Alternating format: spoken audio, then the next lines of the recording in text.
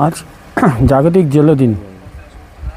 संपूर्ण ठाणे जिल्ह्याला जे पिण्यासाठी पाणी देते ती जी उल्हास नदी, आज आपण बघत असणार की या उल्हास नदी ही प्रदूषणमुक्त व्हावी।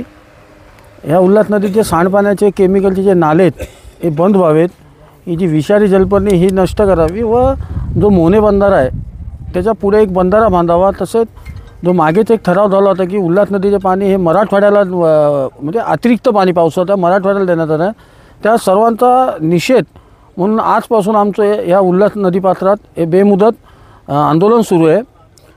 रोज सकाळी 10 ते संध्याकाळी 5 या वेळेत आम्ही या उल्हास नदीपात्रात या जलपर्णीमध्ये दिवसभर उभं राहून आंदोलन करणार आहे व 5 वाजल्यानंतर याच नदीमध्ये ह्या जो आता आम्ही तो आपण बघत असाल की मंडप घातला, या मंडपात थांबणार आहेत। दिवस रात्र इथंच थांबणार आहेत। 8 वर्षापासून फक्त आश्वासनच देण्यात आले, म्हणजे आजवर ह्या महाराष्ट्रातले सर्व बडे नेते, राजसाहेब ठाकरे असो, एकनाथजी शिंदे असो, रवींद्र चव्हाणचे असो, सगळेच जवळपास प्रत्येक आमदार खासदार या सगळ्यांना वाटतं की ही नदी प्रदूषणमुक्त व्हावी व तशा त्यांनी या प्रशासनाला सूचना देखील दिल्या आहेत। परंतु आजवर या प्रशासनाला ह्या नदीविषयी काही गांभीर्य नाही आहे। फक्त आम्हाला लेखी व तोंडी आश्वासनच दिलेली आहेत। आज आम्ही 5व्या टप्प्यात, म्हणजे याच्या अगोदर आज हा 38वा दिवस आहे आमचा। एकंदरीत जर बघितलं तर 38 दिवस या नदीपात्रात दिवस रात्र आम्ही आंदोलन केलेत। मी, उमेश बोरगावकर, कैलास शिंदे, श्रीनिवास गाणेकर आहेत, तुम्हाला सुदाम गंगावणे होते, किरणदादा सोनवणे होते, अनेक लोक या नदीसाठी, ही नदी प्रदूषणमुक्त व्हावी म्हणून लढाई करतात। आमचे दायमाजी असतील, ते वालदुनी बिरादरीचे अनेक संस्था आहेत, हे सर्वजण प्रयत्न करतात। परंतु हे शासन प्रशासन या विषयात काही गांभीर्य नाही आहे। त्याचा निषेध म्हणून आज मी व उमेश बोरगावकर आम्ही जाहीर मुंडन करून या शासन व प्रशासनाचा निषेध करीत आहोत।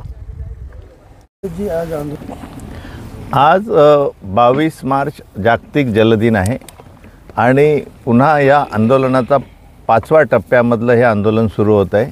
प्रशासनाने शासनाने मागच्या वेळेला जे काही आश्वासनं दिली होती ती केवळ कागदी घोडे नाचवण्यासारखाच प्रकार घडला। आज तुम्ही पाहू शकता कोणताही नाला कुठेही बंद झालेला नाही, कोणत्याही प्रकारचं या नदीमधलं प्रदूषण थांबलेलं नाही। जलपर्णीचं पीक जे आहे, ही जलपर्णी दूषित पाण्यावरती, घाण पाण्यावरती, दुर्गंधीच्या नाल्याच्या पाण्यावरती जन्माला येते आणि ही नदी स्वच्छ व्हावी। आज या नदीतनं 50 लाख लोक पाणी पित आहेत आणि ते आंदोलन गेल्या 8 वर्षापासून सुरू आहे। नितीन निकम यांच्या नेतृत्वाखाली माझ्या इथे कैलासजी शिंदे आहेत।